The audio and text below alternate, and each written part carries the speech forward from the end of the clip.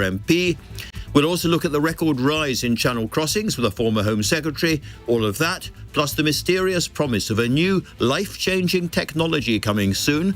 The Russian tycoon Roman Abramovich faces a government court challenge over money promised to the victims of the Ukraine war, and one of our most loved actresses on why life today isn't so different from the 1950s. It's going to be, as I hope you'd expect, a lively and varied hour ahead. Join me after the news.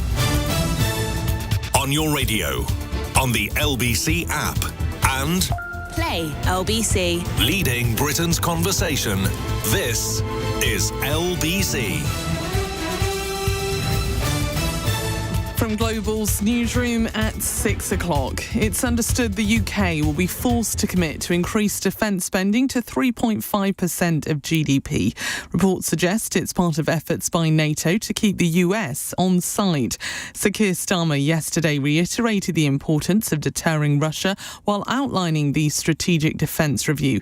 Ken Roggerly from the think tank Commonwealth thinks it's political posturing. It's all about bringing Britain closer to the US, making Europe much more militarised, increasing the sort of military strength of Europe, when if you look at the EU military budgets, they're already 3 times greater than Russia collectively.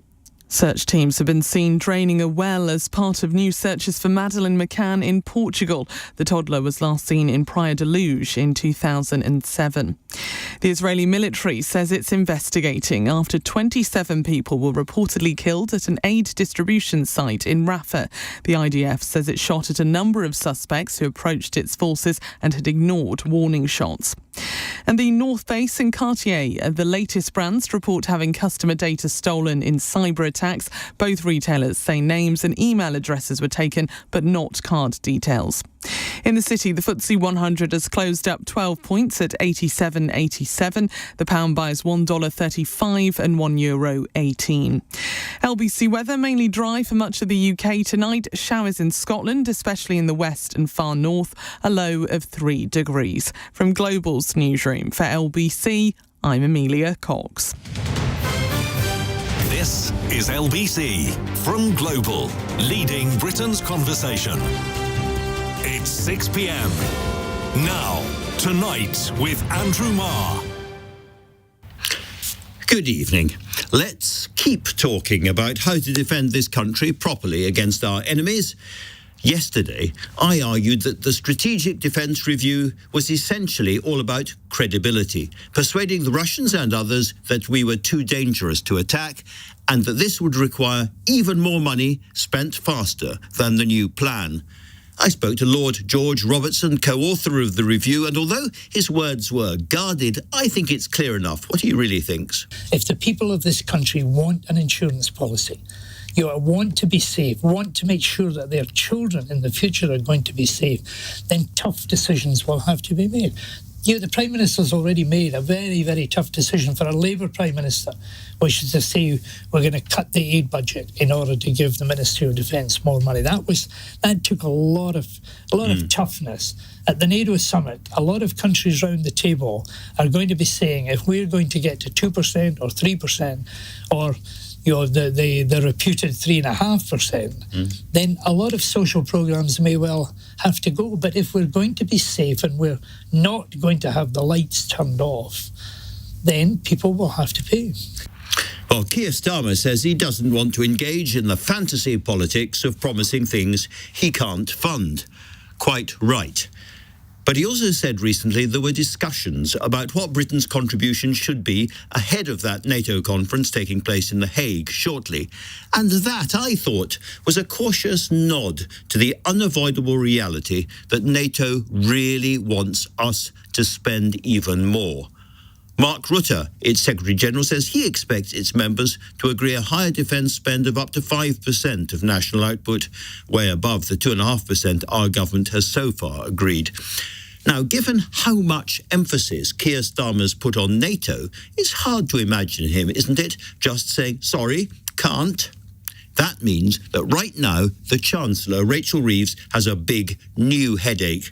How to find that extra cash? It's probably the single most important question facing the government this evening. So let me begin to try to answer it by quoting a former Brown and Blair-era cabinet minister, Lord Peter Hain. Extra borrowing for defence, Lord Hain believes, could be made possible by issuing a defence bond, as other European countries have been talking about.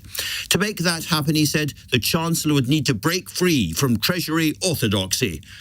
Possible or not possible? Well, in a moment, we'll hear from a Labour MP with a strong defence background. But let's start tonight with somebody who knows all about hard calls at the top of government, the former Permanent Secretary at the Foreign Office, Lord Simon MacDonald. Lord MacDonald, thank you very much indeed for joining me. Keir Starmer now faces not only what Trump has been saying about European defence spending, but also this NATO summit where clearly the pressure is going to be pretty intense for higher spending. These are the kind of pressures, aren't they, that Labour, any British Prime Minister can't completely ignore. Correct. But two key first points. One is that the pressure will be general within the alliance, particularly among the European allies. It's not just going to be the United Kingdom that is asked to do more. And second, NATO, as a voluntary alliance, can't force any of its members to do anything. So the headlines that NATO is going to force this to happen, I think, are wrong. It will be a matter of a new, higher aspiration. Of course, the timing is less than ideal because we had our shiny review yesterday, which was meant to signal that we were doing more, significantly more, and yet within 24 hours, that is seen to be inadequate. Yeah. I completely agree with that, but yet sort of moral suasion, if that's what we're talking about, is pretty formidable as well. And, you know, we've made a great deal about being part of the general NATO effort, and if everybody else does agree to raise their spending, we're going to have to. I guess the big problem is that, you know, we're already a very highly taxed country overall. We know what the bond markets do when we borrow too much money and they don't believe we're going to pay it back. So Rachel Reeves's options are horribly, horribly tight, which is why I'm interested in what you think, for instance, about the idea of going right back to the Second World War and having some kind of patriotic Union Jack covered defence fund or security fund or security bond or whatever we call it, the kind of thing that Peter Hain's been talking about.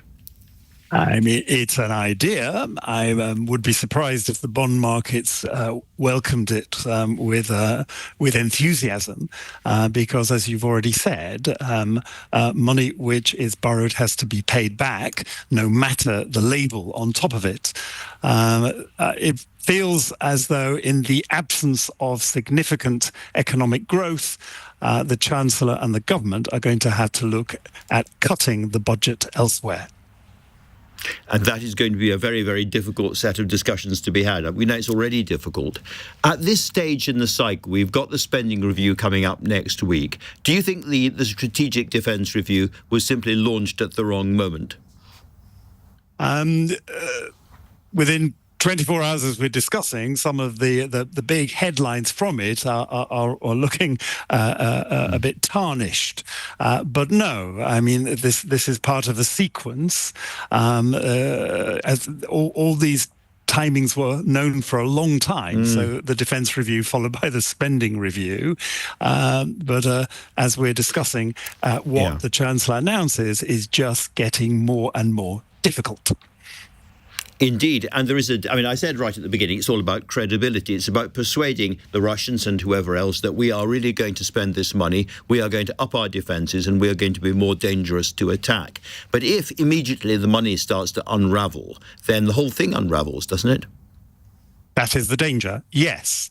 I am sure the Chancellor and Prime Minister will most want to avoid that. The first duty of a government is the security of the country. So I expect this to be the priority and for painful cuts to be made elsewhere to make this happen.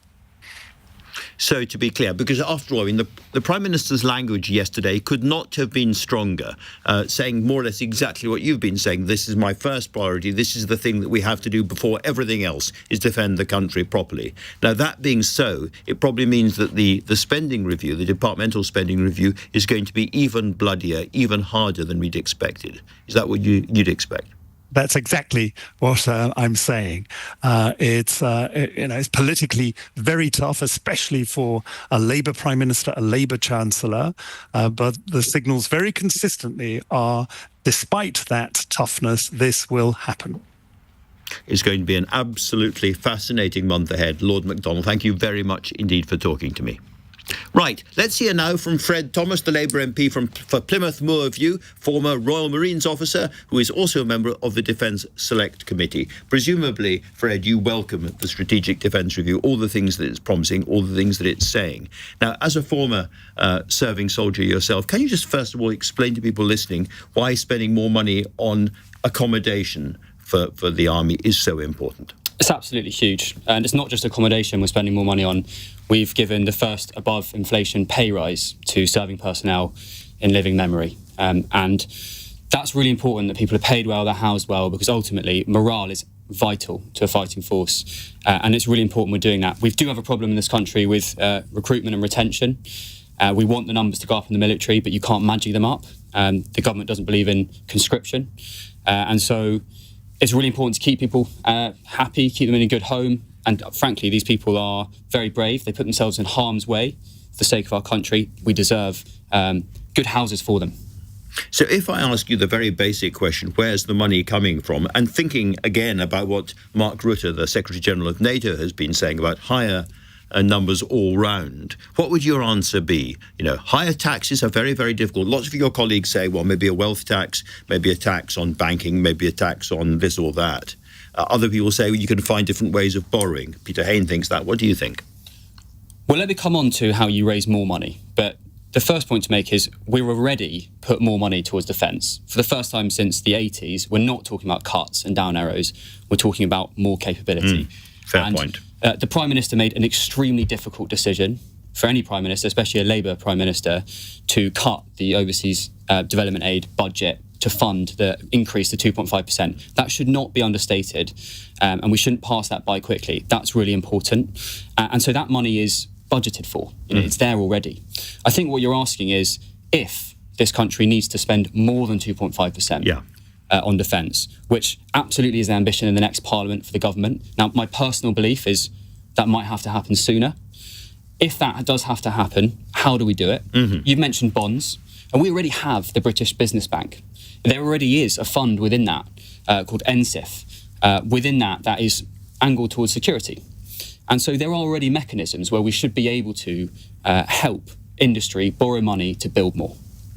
Now, we talk about the bond markets as if it's some big kind of alien force, but in the end, they're just people trying to make judgments about different governments, and they too can see that Britain, like the rest of Western Europe, faces a new and serious military threat.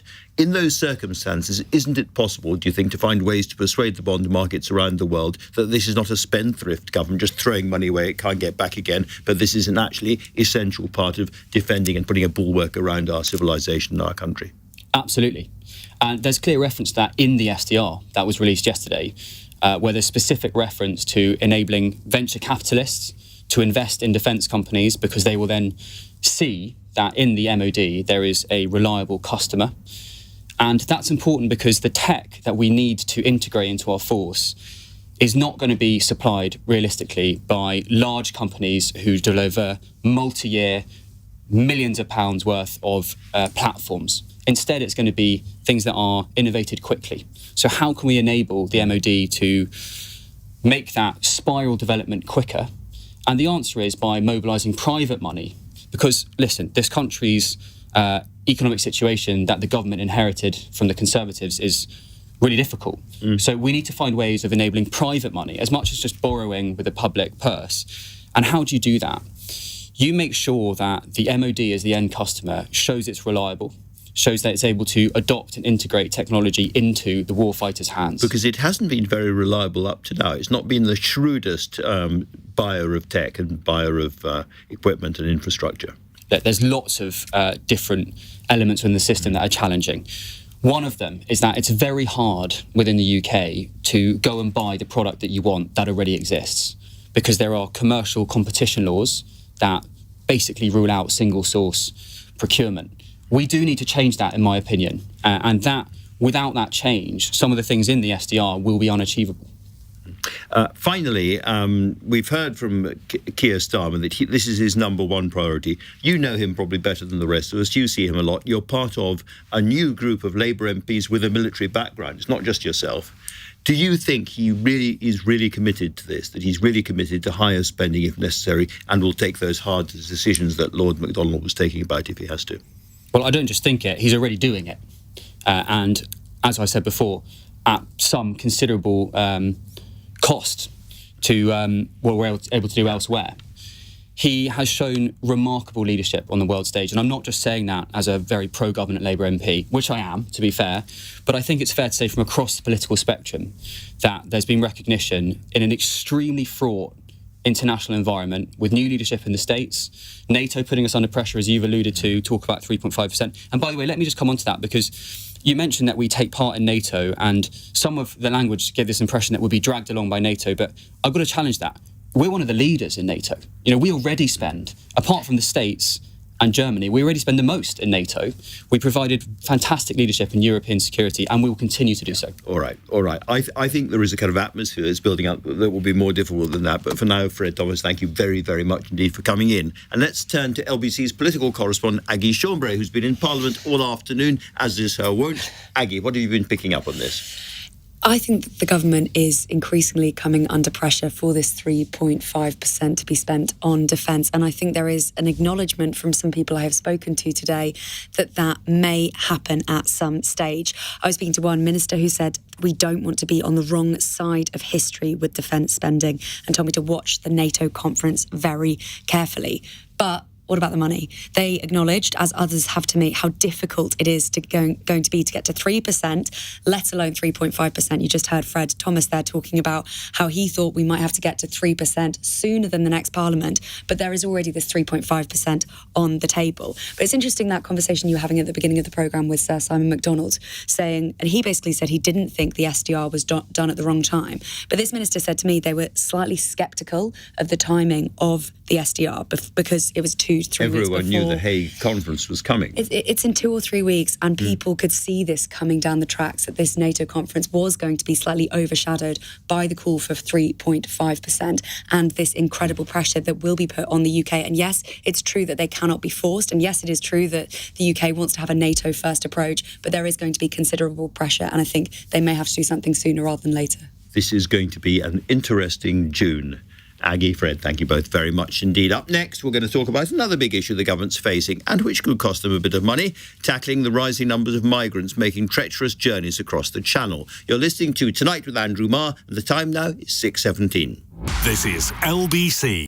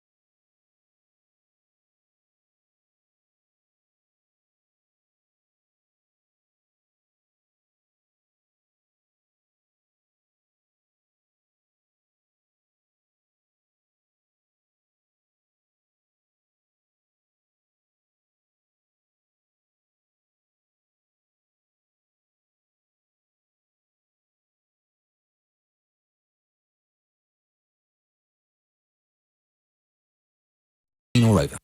Tonight with Andrew Marr. Watch live on both Global Player and the new LBC app. 6:19. More than 1,100 migrants came across the English Channel on Saturday, the highest number recorded on a single day so far this year. This follows the establishment of a border security command in July.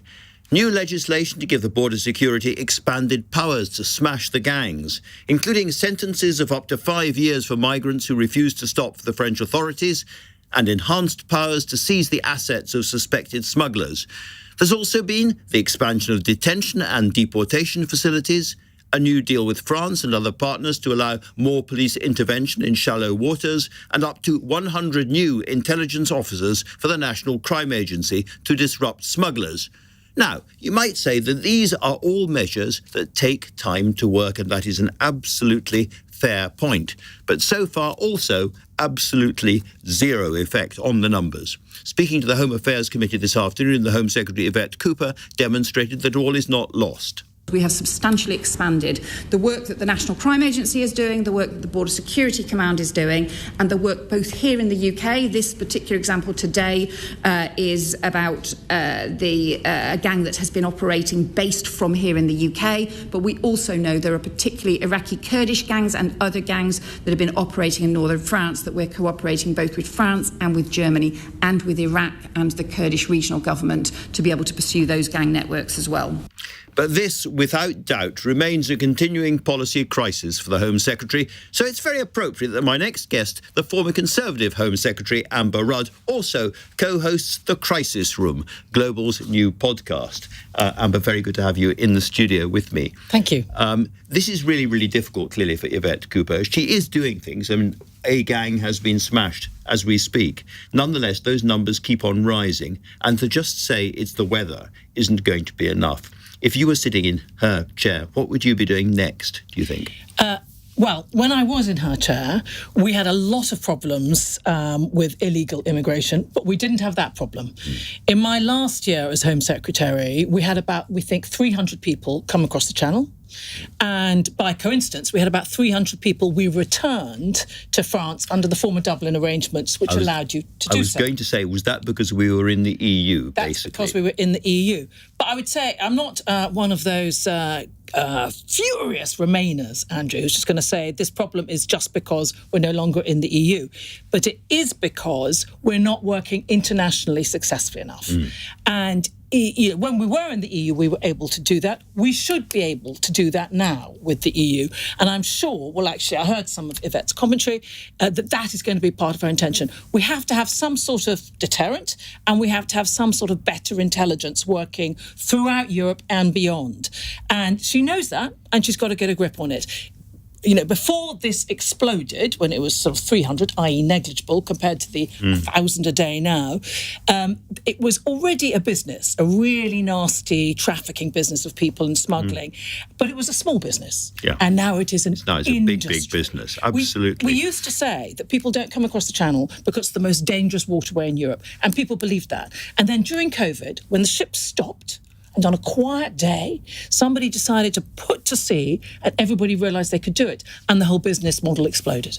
And, you know, we see pictures, I'm only exaggerating slightly, of the French gendarmes giving a sort of cheery wave to these people as they set off from the beach. How important is it going to be to persuade the French to actually get into the water and stop them before they leave the beaches? And what could we do beyond just paying them to persuade them to do that, do you think? Well, I mean, having a close relationship with the French makes an enormous difference. I found that in some of the operations we ran together to smash the gangs, as the parlance is now, and hopefully she'll be able to build that. But you've got to stop it before you've got hundreds, thousands of people in northern France.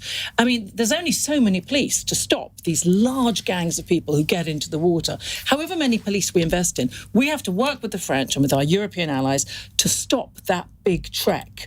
And we have to have some sort of deterrent. And I think that the deterrent that we had when we were in the EU and for the years afterwards, before we actually left after the vote, did help, because people knew if they got here illegally, they could be returned.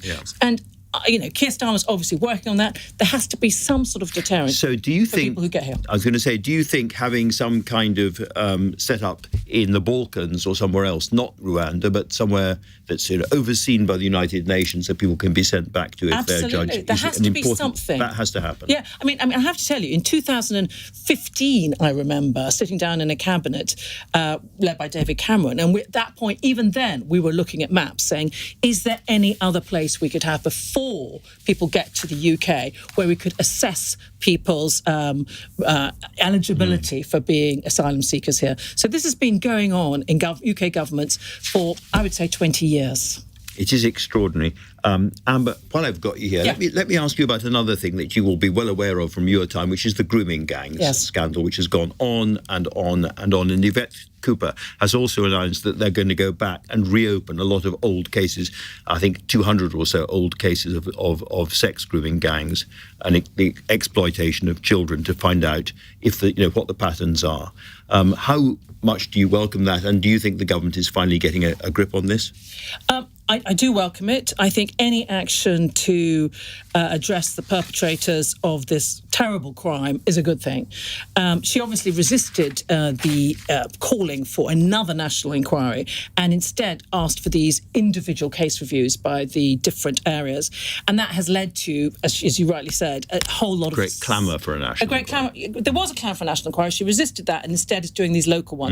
I think that is the right thing, because with these local ones, they've been able to pinpoint which cases need to be reopened and what they can do about it. And they're making local forces responsible for that. So I think that's effective. Just a reminder, the independent inquiry into child sex abuse, which was set up in 2016, took 7 years to report. And I can't remember now the actual cost, but it's an incredibly important subject. So people aren't really going to, hopefully, complain about the cost. But setting up a national inquiry is a very laborious...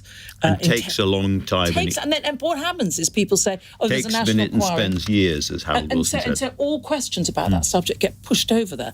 So I think that this is a shorter, sharper approach.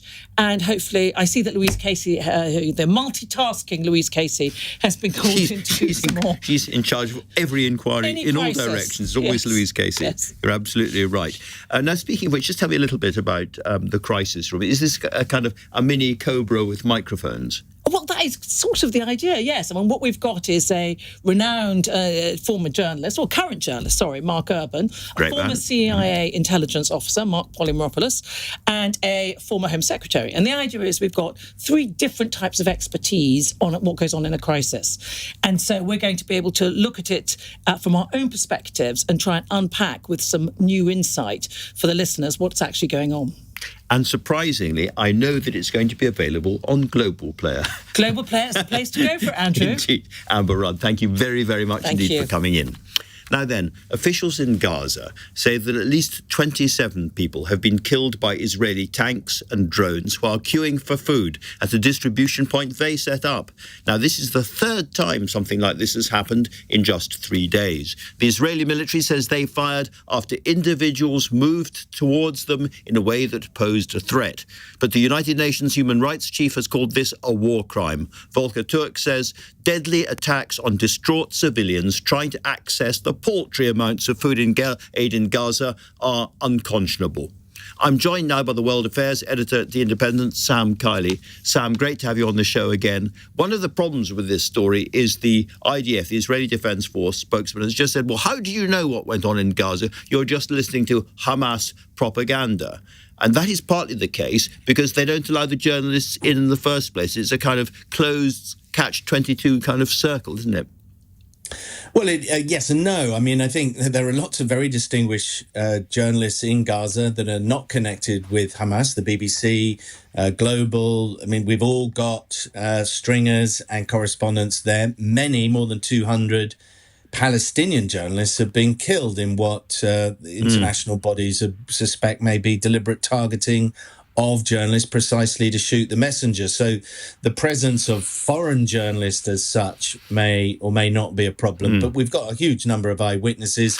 Don't think there's any doubt whatsoever about what happened in this latest incident. It's close on the heels of earlier incidents in which similar number of people have been killed at these extraordinary kind of cattle pens, Andrew, where they're corralling people in order to feed them these very limited amounts of food. And they're told by the UN, but also by the Israelis, this is where you have to go to get the food, and then they're targeted, which seems particularly cruel and bizarre. Yeah, not by the UN. The UN has come out very strongly against this feeding program, which is being run by a hitherto unknown organization backed by the Americans, alongside the Israelis, where they have armed mercenaries, Americans, former special forces, frequently bearded men, the sorts of men that we've seen arresting people from ICE inside, the United States of America, also without warrants. It's very unclear what their legal status is of these people too. I absolutely, I did not know that, Sam. I didn't realise quite that was going on. More fool me. Tell me a little bit more about this organisation, what we know about it. So these are people with American food aid, but not controlled or alien to the UN, as it were. Yeah, so this is an alternative to the UN. The background to this is that UNRWA, the UN organization that has looked after people in Gaza, the refugee population in Gaza for decades, has been undermined deliberately by the Israelis, who've claimed that UNRWA people were involved in the October 7th terrorist attack. Some of them clearly were, but of course they weren't sponsored by UNRWA to do that any more than a member of the British Railways who committed an atrocity would be, the British Rail would be held accountable. But nonetheless, the UN has been sidelined entirely with the approval of the United States, and a new organisation, the Gaza Humanitarian Organisation, has been set up very recently, incorporated, we understand, in Switzerland, with American mercenaries as security guards, and they corral the people they're distributing the aid to in Gaza into these designated zones, which appear to be very clumsily organised. I have to say that this new body has said that none of those who were killed today were actually physically present at their distribution point, but were allegedly approaching Israeli positions, having either arrived or left that location. But this is all part of a process that the UN says amounts to probable war crime. There's some suspicion it may even be genocide. Well, Volker Turk hasn't used the word genocide, but he has certainly used the word again today that this looks like a war crime. There appears to be no comeback, however. Nothing actually follows from these words. The words get stronger and stronger, and on the ground, nothing happens.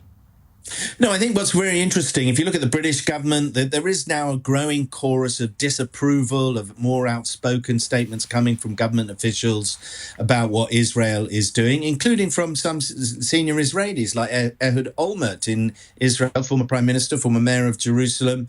Rather late in the day, this may be because what is unfolding there is, first of all, unconscionable, but also potentially legally actionable, and therefore people who didn't speak out, history may judge rather harshly. It's very clear, though, that the British government still is not severing its military connections to Israel, or indeed calling for sanctions against Israel, even though the humanitarian situation is worse than is unfolding in Ukraine, and the death toll among civilians is higher and in a shorter period of time.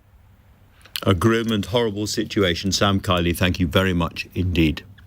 Now then, coming up, we're going to hear from one of the most loved British actresses of our day, Tamsin Greig. But first, time now, 6:33, and Amelia Cox has your news headlines. A former head of the diplomatic service has told LBC painful cuts elsewhere will have to be made to increase defence spending to 3.5%. Speaking on Tonight with Andrew Marr, Lord Simon MacDonald says despite how difficult it will be for the government, it will have to happen. Search teams in Portugal have an area cordoned off as they start new searches for Madeleine McCann. She was 3 when she disappeared in the Algarve in 2007. And 2 men have been arrested after a 4-year-old boy died in a crash between 2 pickup trucks in Kent. Police were called to a country lane in Dartford on Sunday. LBC weather mainly dry for much of the UK tonight. Showers in Scotland, especially in the west and far north, a low of 3 degrees. Nick Ferrari at breakfast on LBC. Your opportunity to call the Cabinet, Secretary of State for Environment, Food and Rural Affairs, to give Steve Reid his full title. Let's get the headphones on and get the first call. Ian in Teddington. Ian, good morning. You're on the radio. Your question to Steve Reid. What are you going to do to finally stop the arms race where water company behaviour is that they seek to spend time writing bonus schemes to get around the regulation? We've launched the biggest crackdown in history on these water companies. They will now face up to 2-year prison sentences, those bosses, if they are obstructing the investigations when they happen. Nick Ferrari at breakfast. Back tomorrow morning from 7. Listen on your radio, on Global Player, and the new LBC app.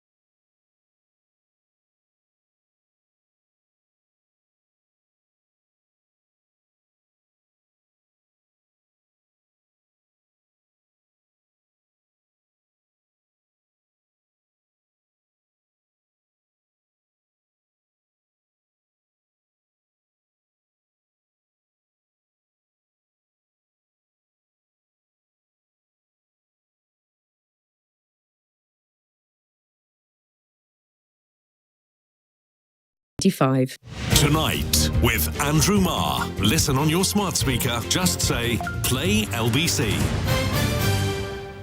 6:36. It's 1952.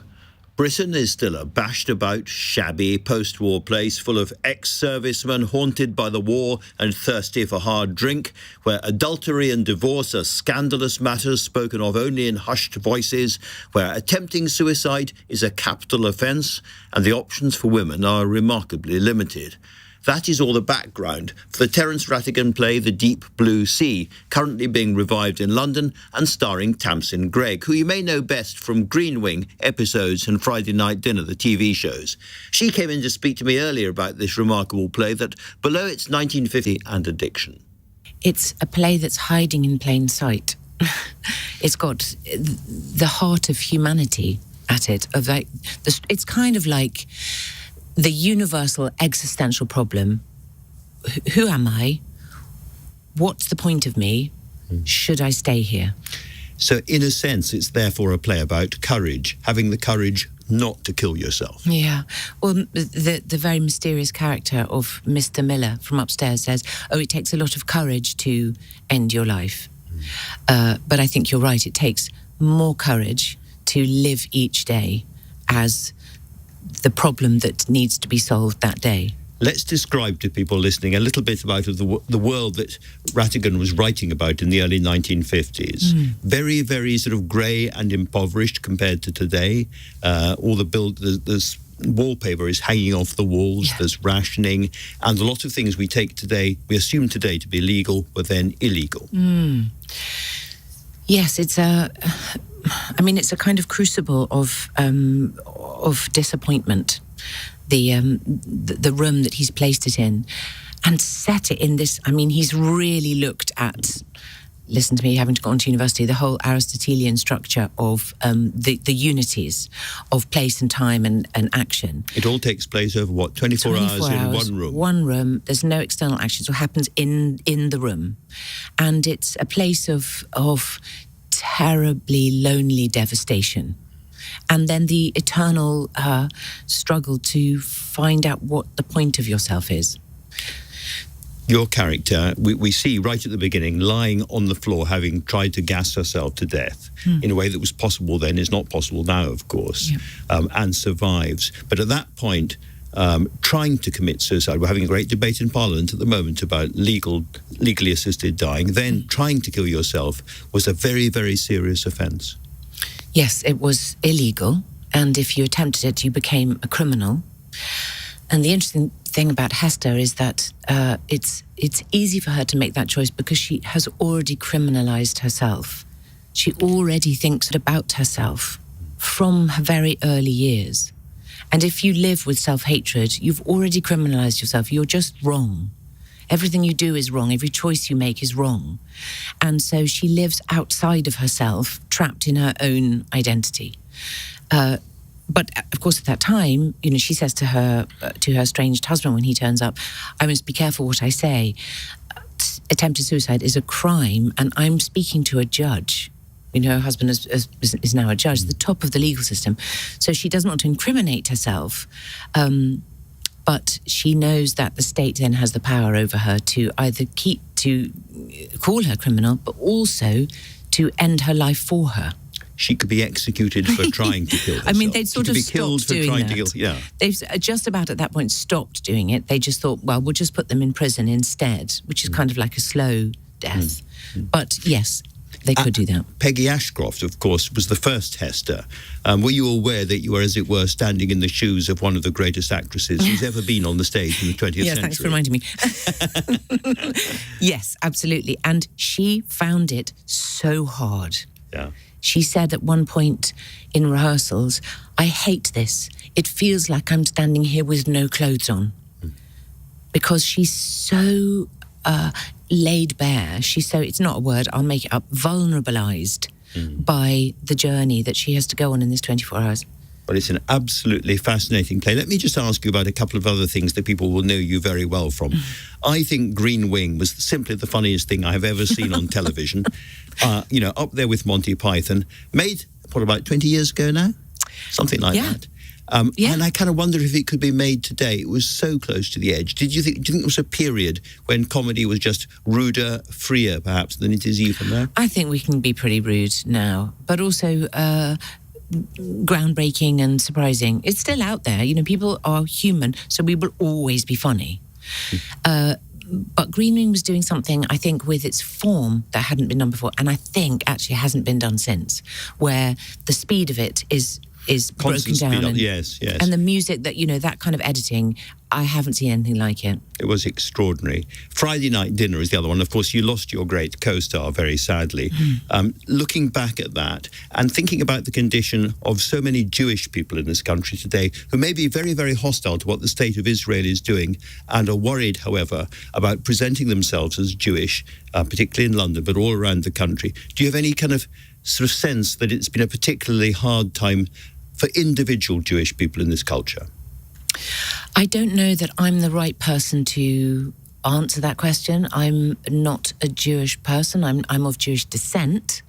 I can't... Jonathan Miller would say Jewish. Yeah, Jewish, exactly. So I can't speak for that community, but I do know from the people who come and talk to me about it that that family, the Goodman family in that show, and particularly in the airing of the final series, which went out during lockdown, was like a lifeline, not just to the Jewish community, but to all people who are trapped in their own homes, because the house that the comedy takes place in is a character in itself, which is why you have that brilliant, the opening with the house sort of throbbing.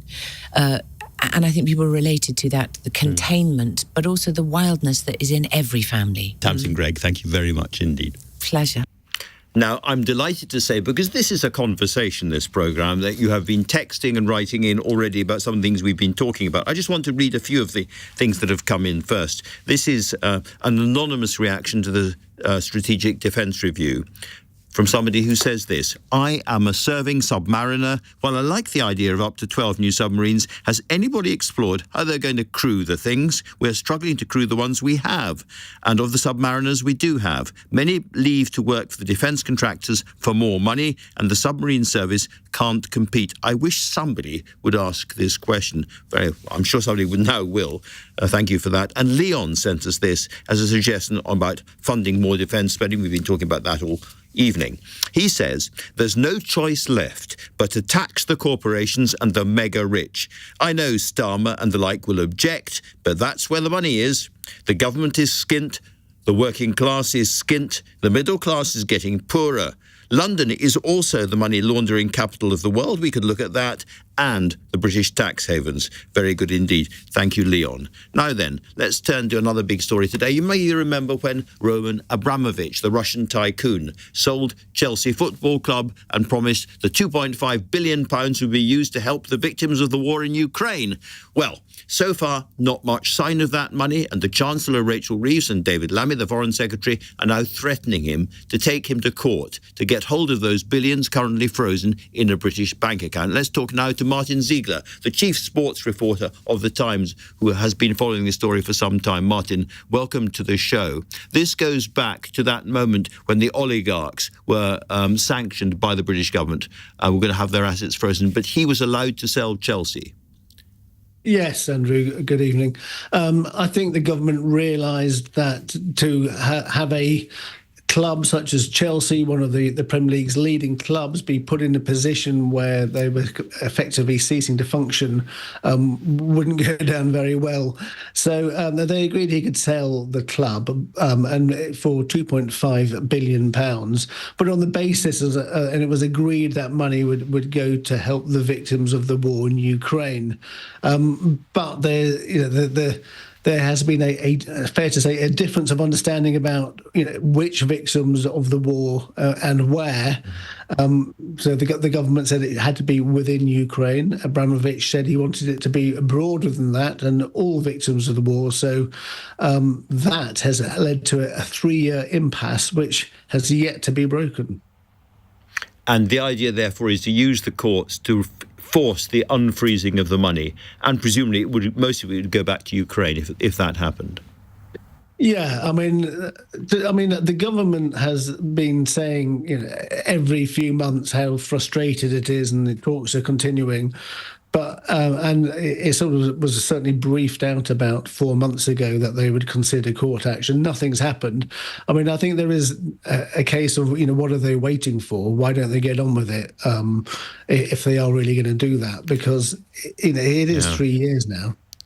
And meanwhile, Martin, what do we know of Roman Abramovich since then? I mean, he was on every front page, every news bulletin for a while. He was one of the most prominent Russian figures in British public and sporting life. And we haven't heard much of him at all recently in the last couple of years. No, he's been kept a fairly low profile, spending a lot of time in Turkey and Israel. He's an Israeli citizen. His yacht that he still has is moored off the coast of Turkey, so he spends quite a lot of time there. I mean, he has been still fairly influential in sort of being a go-between, I think it's fair to say, between Russia and Ukraine. I think, if you remember when some British Ukrainian fighters had surrendered to the Russians, he was instrumental in getting them released in Saudi Arabia. Yeah. So I think I interviewed one of them. I remember that very, very well indeed. So he has been active, and Chelsea has gone on perfectly happily without him. And so this is the last really big issue between him and the British government, I assume. It is, and I think there's also questions what happens to the money if there is a peace agreement between Russia and Ukraine. What happens to that money? Does it go back in, because it's frozen in his company's bank account? Does it go back under his control? So, I mean, I think that's something the government's going to have to look at very, very seriously.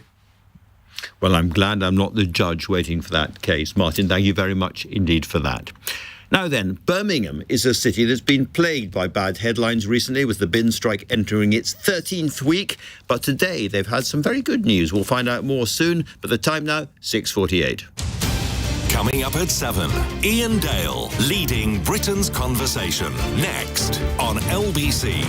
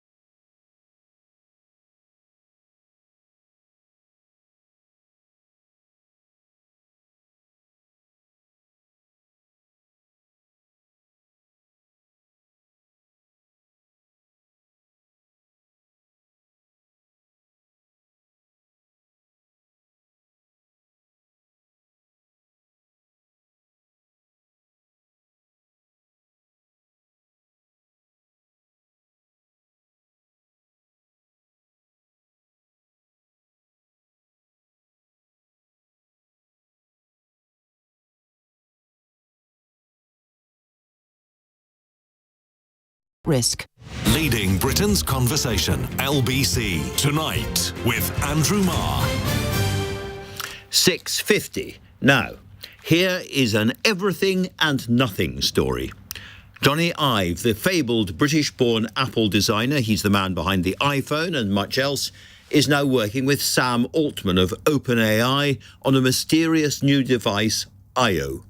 Now, this is a nothing story because we don't know what it is, and we do know that tech is an area curiously susceptible to dizzy hyperbole.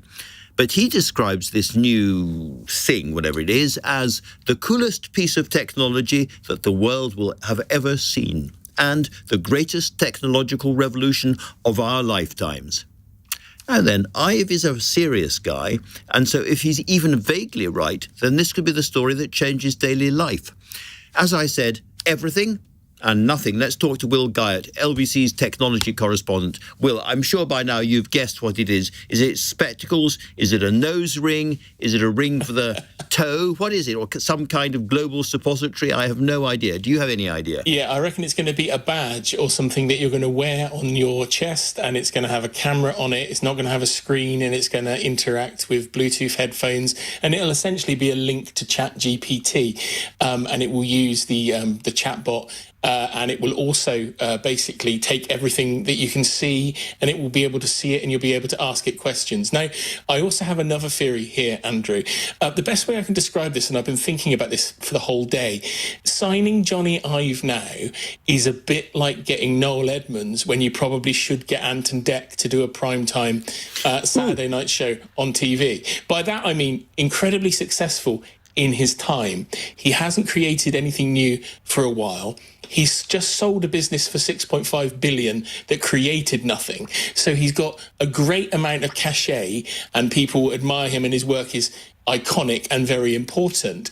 But he's trying to sell the sizzle here. He's really trying to hype up what they're doing as an organization. And lots of companies have tried to step into this AI assistant space, and none of them have done it very well yet. So the hope is, because OpenAI, the collaboration of these two businesses will have a ton of cash on hand. Lots of people will invest in it. They might actually make something that works. But this is the idea that smartphones and modern technology is taking over our lives, and people now want to make... all the tech companies, with the exception of Mark Zuckerberg, are thinking that tech without screens is the way forward. And this is what they're moving into. Exactly that, because everywhere you go, you hear people complaining that we have become addicted and hypnotized by these screens. So this presumably is, you'll be able to talk to it, you'll be able to hear it, but you won't be looking at it. Yeah, that is very much the plan, and it will see everything you see, and it will engage, and it will probably save that information to wherever you want it. But like I said, we go back into is this a grand vision of somebody that was doing this really successfully a decade ago, or is this somebody, the Anton Deck of the world, who can still do it and are still current and are still contemporary? I think that is the absolutely crucial question, Will. And your comment about the sizzle, well, I was reading the sizzle out. I mean, what Johnny Ive has said about that is nothing but sizzle. But I'm, again, still trying to get my head around this. So this is something I'd stick on my jacket, and I'd be standing in Trafalgar Square, and I'd say, where am I, and how long is it going to take me to walk to Hyde Park? And by the way, can I buy a pair of sneakers on the way? And if so, where's the cheapest one? That kind of thing. Can I book a meeting with the boss of LBC? All of those kind of things. You'll be able to do those by asking this device questions, and you'll be able to say, what can I see in front of me? What's the best restaurant on this street? And it will give you that kind of level of information. And then you can take the boss of LBC there, perhaps. But it's one of those things where I think in terms of this technology, it seems weird and a bit unusual to people at the moment. But if Johnny Ives is ahead of the curve and he's not living on past glories, this could be something that lots of people will like the idea of, because they want to break the kind of the addiction of screens, if you would. But I don't necessarily think OpenAI is any more of an ethical or responsible player in this world of technology than any of the other companies that are trying to vie for our time and attention. Johnny Ive's just going to try and package it in a nice ethical way and sell it for huge amounts of money. You've almost made me feel slightly sorry for Johnny Ive, but if he is the kind of ambling, ageing Noel Edmonds of this story, who are the Anton Deck? Who's the new big design figure that's coming up in tech? I don't have that answer at the moment, but there will be somebody out there developing stuff. There's a great UK company actually called Nothing, and Nothing create mobile phones. They're a kind of a Chinese Anglo conglomerate, and they're making phones in London, lower priced Android devices that look fantastic. And lots of people are really, really kind of talking up their design credentials. And lots of people thought he may end up partnering with them at some point, or OpenAI may end up partnering with them at some point. But OpenAI and Sam Altman have gone for the headline. He obviously wants to bash Elon Musk over the head wherever he can, getting Johnny Ive back into the game, because let's not forget, Johnny Ive promised he was going to stay designing Apple products when he left in 2020. He's not seemingly done anything for Apple at all since he's left, so bringing him back into the market will excite some people, and let's see what it brings. Well, I am slightly excited myself. Thank you very, very much indeed, Will. We'll wait to see if you're right, or if I'm right and it's a nose ring, but I think you're probably right.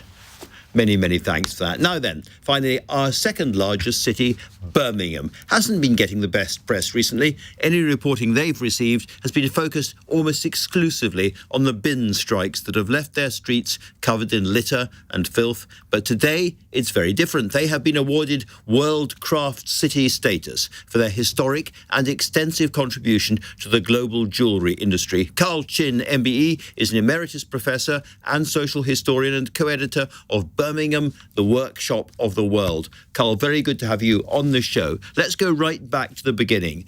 As I remember it, Birmingham started to make things because there were so many little rivers and streams running through the area which could power water wheels, and that's where the buckles and the buttons and the early objects that Birmingham craftsmen started to make came from. And in a sense, we're going right back to the beginning. Yeah, so Birmingham is older than many people think. It didn't just suddenly emerge from Pandora's box in the Industrial Revolution. Birmingham traces its roots back to the later Middle Ages. But from the 17th century, Andrew, you're absolutely right. Birmingham became a centre of what was known as the curious arts, buckles and buttons and guns, coins and a lot more small metal goods that could be transported easily. Don't forget, there were no canals, no proper roads. We're in the middle of England, so we have to be able to transport our goods on pack horses and donkeys. And the jewellery trade itself, Andrew, emerged from the buckles and the button trade that you mentioned. And so the other thing that I notice when I go to Birmingham is how pivotal the jewellery centre is. It really is right in the middle of Birmingham today, and it's a very, very beautiful part of Birmingham. So to get this award, this status, what did the jewellery area have to do? So the jewellery quarter dates back really to the 1820s, 30s. It's named as a quarter for jewellery makers from about 1860. All of the people came together in a business cluster. Lots of the jewellers live there. They don't today, but it remains vitally important, Andrew. It's important for a number of reasons. One, contemporary, that Birmingham gets a bad press, as you well know. But and it's carrying our name across the world. 40% of the jewellery sold in London is actually made in Birmingham. So it's high quality, lots of skills there. It's a very important business cluster with an internationally renowned school of jewellery, with an assay office that marks everything made in Birmingham, with the Birmingham symbol of an anchor to show its worth. It's got the National Association of Jewellers, and it's got internationally renowned firms like when our Queen was laid to rest. The medals were mostly worn by the dignitaries by Toy, Kenning and Spencer in the jewellery quarter. The buttons of the guards were made by Firmins just outside the jewellery quarter. We've got firms like Factorini and others. Yeah. Carl, it is great to hear a really enthusiastic Birmingham patriotic voice on this show. There's much more we could talk about. We've run out of time. I want to talk to you about goldsmiths and silversmiths and much else. But next time, thank you very, very much for that. If you've missed any of today's show, you can listen back on Catch Up on both Global Player and the new LBC app, where you can read and watch the latest from LBC. Put your news categories in the order you want, pause, rewind live radio, and listen to a range of podcasts. Download the all-new official LBC app for free from your app store now. Coming up on LBC at 10 o'clock, it's Ben Kentish, but right now, Ian Dale. Thank you very much, Andrew. What to do about the water industry, and Thames Water in particular? That's the question the government is having to wrestle with. But today, that question comes into sharp focus as KKR, the private equity company lined up to invest £4 billion into Thames Water, has today dramatically pulled out of the deal, partly